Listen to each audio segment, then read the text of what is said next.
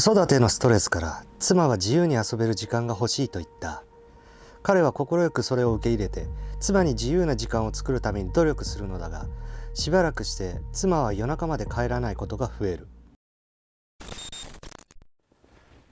はいどうも、キユーです。チャンネル登録者様がですね300名様超えさせていただきました。ありがとうございます。まだご登録がお済みじゃない方がいらっしゃいましたら、よろしければ、チャンネル登録の方よろしくお願いいたします。で、今回のお話を最後にですね、不倫妻ばかりをテーマにするのは一旦やめます。今度から不倫旦那さんとかその他浮気に関してのその他もろもろの、動画も上げていきますので、ぜひよろしくお願いいたします。で、なんで今まで不倫妻ばかりを取り上げてたのかっていうことを今回の動画の最後にお伝えさせていただきたいなと思ってますので、ぜひ最後までご覧いただければと思います。では、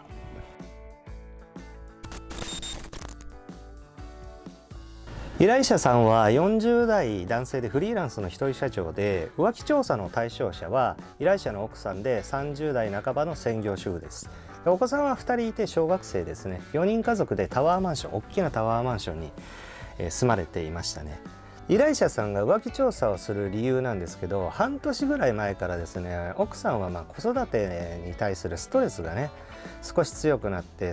解放されたいと、少し解放されたいということで、奥さんがね平日のどこか1日と土日のねどちらかはママ友と遊びに行きたいみたいなことを言われたそうなんですよね。で、依頼者さんはそれを快く受け止めて、じゃあ水曜日は早く帰宅するねと。そしたら水曜日の夜出かけてっていいよって奥さんに。で、土日のどちらかも、君が予定を組むんであればこっちが予定を入れないようにして、子供の面倒は私が見るよということで約束されたそうなんですよね。で、水曜日依頼者さんが帰ってくると同時に奥さんがこう出かけるようになったんですよね。で、土日は予定がなければ家に家族4人でいるし、あれば奥さんは出かけるみたいな感じだったらしいんですよ。ただそのね、水曜日しばらくするとですね、夜中に帰ってくるようになったそうなんですよ。で、夜中に帰ってこない日がなくなるっていう、だから毎回水曜日は夜中に帰るようになったらしいんですよね。で、車で出かけているからお酒飲めないじゃないですか。お酒飲まないのにそんなに夜中まで、夜の7時ぐらいから夜中まで主婦友と話すのかなと思ったらしくて、そんなに長くファミレスで話すことあんのみたいなことを言ったらしいんですよね。そしたら、あるけど何それだから何それで何みたいな風になんかちょっと逆ギレするようになったらしいんですよね。それで怪しいと思って旦那さんは悪いと思ってたんだけど、奥さんのスマホをこう覗いちゃったわけですね。って言ってもちょっと隙があった時にパッと見ただけだから一瞬らしいんですけど、そしたら頻繁にやり取りしてる男を見つけたそうなんですよ。完全にこれは浮気だっていう文章はもう見つけられなかったそうなんですよね。で、あと何かできないかなと思って考えたら、その LINE に名前が出てるらしいじゃないですか。 LINE に名前出てますよね。で、フルネームで出てたみたいなんで、それを検索したらしいんですよ、名前を。そしたら息子の通う塾の講師だったらしいんですよね。で、もしかしてこの塾の講師と水曜日夜中まで会ってるんじゃないかって疑ったそうなんですよね。でもその疑いっていうのもそんなに強い疑いじゃないんですけど、でこのまま疑ってるばかりじゃモヤモヤするからっていうことで、キユーに浮気調査の依頼をするという流れになったんですよね。で、2日間の水曜日の夜に絞って浮気調査を行うということで、依頼者さんと契約を済まして、ご自身がタワマンでかなり広い敷地で車の駐車場もいくつかに分かれていて分かりにくいということで、依頼者様に一回別日に案内してもらったんですよね。それで奥さんの車を確認させてもらったんですよね。そしたらね、高級会社ね、いやー奥さんにすごい車買いましたねって言ったら、依頼者さんが妻が欲しがるもんでって、はあそうですかって言って、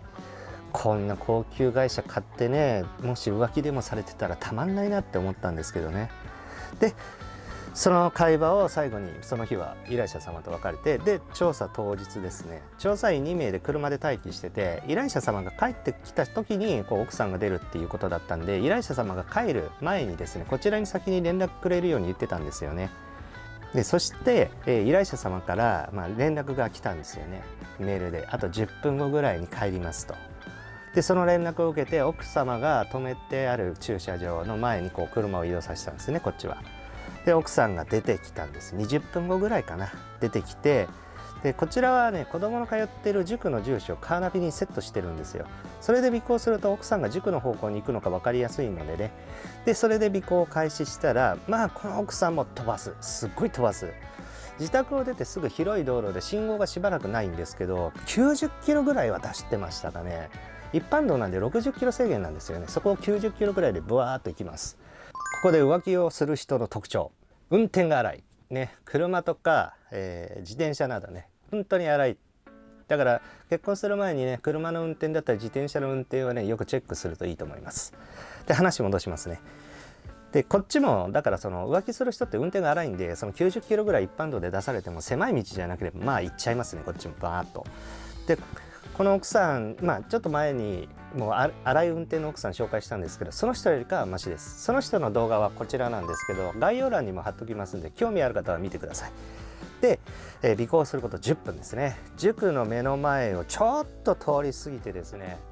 20メートルぐらいね離れたところの路上にね、ハザードつけて止まったんですよね、奥さんの高級外車が。でこっちはそれを見て、塾の入り口が見える位置で止まったんですよ。だから奥さんと20メートルぐらい離れてるのかな。で塾の入り口からこうその男が出てくるかどうかをこう構えてたんですね。もう一人の調査員は念のために車だけを狙って、そしたら塾からは出てこないで、その男が急に奥さんの車の横に現れたんですよね。でその男は助手席に乗り込んじゃったんですよ。顔が見えなかったから、こちらとしてはですね、塾の講師だっていうことをまだ証明できるような証拠にはなってないんですよね。突然現れた男が奥さんの車に乗り込むことは取れたんですけど、顔がねうまく映ってないっていうことで、これ厄介になったんですよね、ちょっと。で、どっかファミレスとかね、そういったところで食事してくれればいいなと思ったんですよ。顔が撮りたいからですね、こっちは。だけどそんなことは一切なく、ラブホテルに直行しましてね。でしかもそのラブホテル立体駐車場なんですよ。地下にこう車が潜るタイプの駐車場で、だからこっち、いつもだったらラブホテルに一緒に入っちゃって、駐車場平地だったらね、そこでこうラブホテルの中に入るっていうのを撮るんですよ。でそのまんまラブホテルの中に調査員1人入っちゃって、車の中で1人隠れてて、出てくるところも狙うっていう風な作戦取るんですけど、立体駐車場だからねダメなの。でそのラブホテルは1台ずつしか入れないので、こうパッとこう追いついてもこの中に入れないんですよね。とにかくちょっと狭くて、なので車から調査員1人下ろして、その立体駐車場に止めて、ラブホテルに入るところまでは撮ったんですよね。でさあ張り込みを開始しようということでね、そのラブホテルの前に泊まってたんですよね。そしたら30分ぐらいして、すごい怖い人がですね、薬剤屋さんですね、薬剤屋さんが出てきまして、一人男性が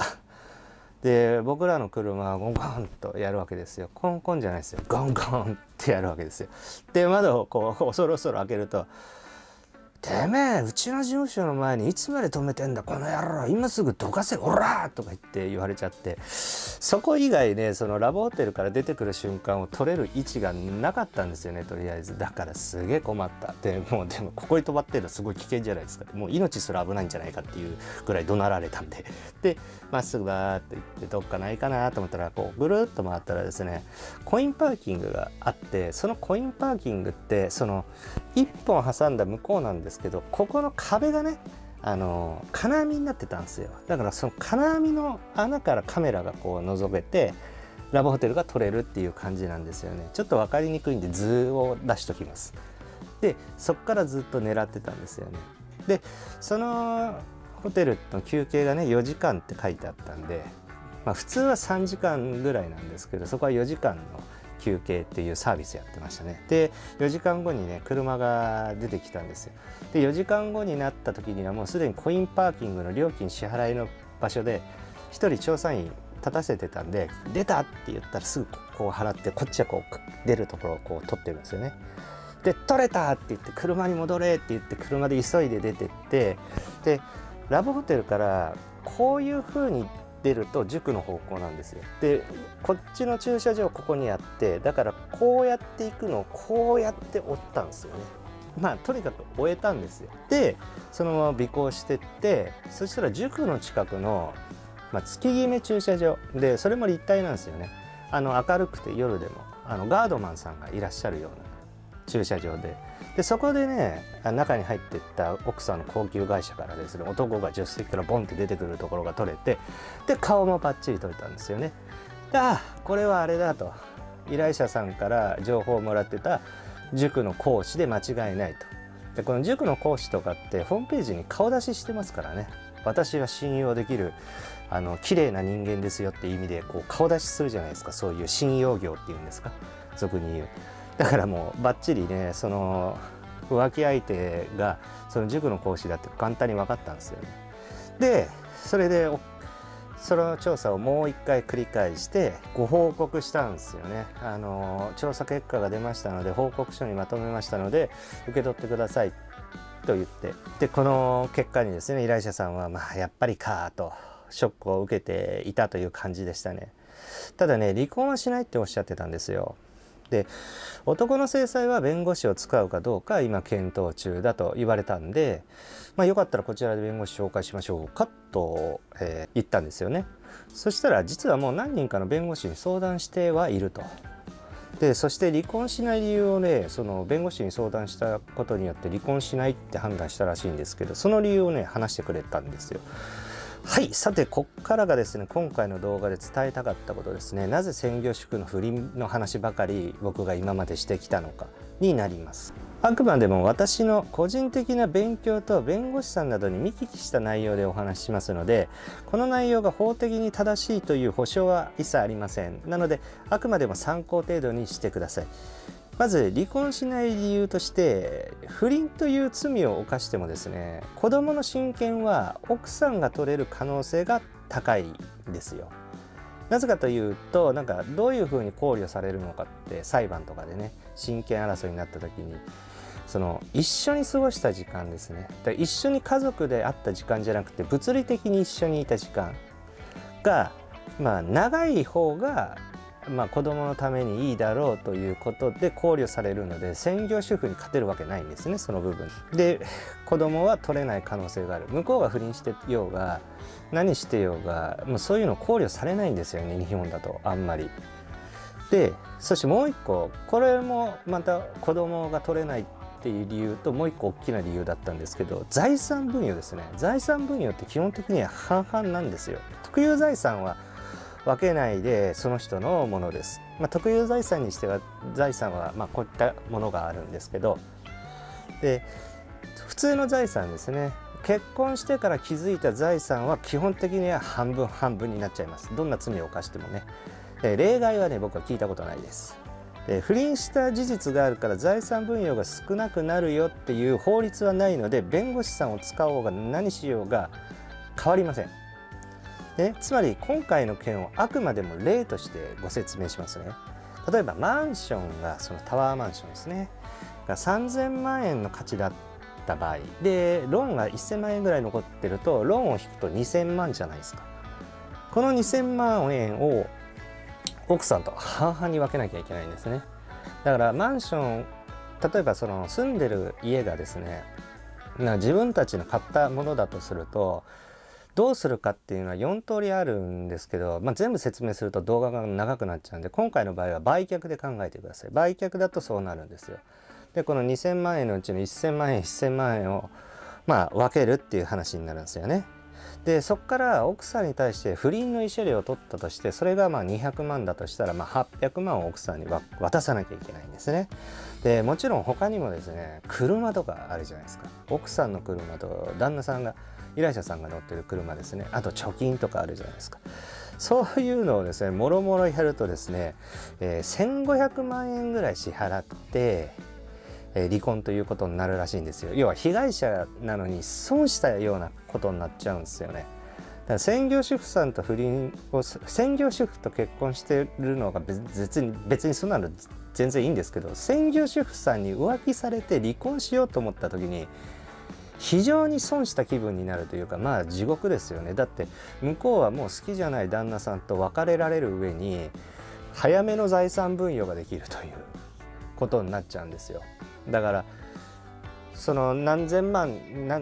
一千何百万っていうお金を持った不倫妻はね、多分すぐね次の相手を探して、幸せになろうとするだけだろうし、離婚理由は自分の浮気だなんてことは絶対言わないでしょうから、そういう卑怯な真似する人は。なので今回の場合冷静に考えると、子供も失うしお金もだいぶなくなってしまうと。で妻しか得をしていないんじゃないかって思ったらしいんですよね。だからね、Q さん、私泣き寝入りってやつですねって言ってました。で僕がなんでその不倫妻ばかりを取り上げたかというと、不倫妻の専業主婦の不倫妻ばかりを取り上げたかというとですね、こういったねちょっとしたね理不尽な法律があるんですよね。その財産分与はその妻がいたからこそ稼げたんだから半分は妻のものだっていう考え方なんですよ。だけどこの不倫妻のおかげで稼げてたっていうとちょっと疑問だなって思うんですよね。もちろんちゃんとね専業主婦やって旦那さんのために尽くして子供のためにも頑張ってたっていう風な女性が半分も持ってくって、それは当たり前だと思うんですよ。だけどこういう裏切り者もちゃんと頑張ってた奥さんと同じ評価をもらえるっていうのはなんかおかしい気がするんですよね。だから僕この法律がね乱暴だと思ってるんですよね。もし皆様もですねこの法律はちょっと乱暴だと、浮気をして離婚理由を作って離婚の原因を作った方の財産分与はパーセンテージを少なくさせるべきだって思った方はちょっとコメントとかですねグッドボタンで教えていただければなと存じます。では次回からはですね不倫旦那さんのお話も紹介していきますので、ぜひ、お楽しみにしていただければなと存じます。ではまた。